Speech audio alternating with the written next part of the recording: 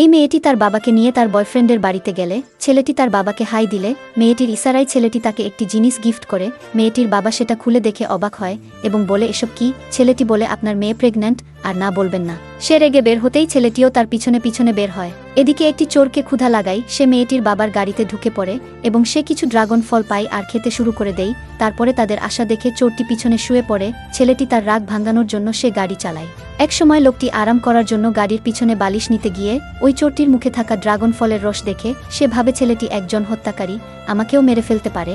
এই ভয়ে সে তাকে বলে, ভাই দয়া করে আমাকে কিছু করো না, তুমি যা বলবে আমি তাই করব। ছেলেটি তার কথা শুনে অবাক হয়ে যায়। এক পর্যায়ে সে তার উল্টোপাল্টা কথা শুনে গাড়ি থামালে। লোকটি ভয়ে বের হয়ে দৌড়ে চলে যায়। সেই সুযোগে চোরটিও নেমে চলে যায়। ছেলেটি কিছুই বলতে পারে না। তারপরে এক সময় লোকটি দৌড়াতে দৌড়াতে একজনকে দেখে বের হওয়ার রাস্তা জিজ্ঞেস করতেই দেখে গাড়ির সেই লোকটি, সে তাকে দেখে আবারও ভয়ে দৌড়ে তার হবু জামাইয়ের কাছে যায়। ভিডিওটি ভালো লাগলে চ্যানেলটি সাবস্ক্রাইব করে পাশেই থাকুন। ধন্যবাদ।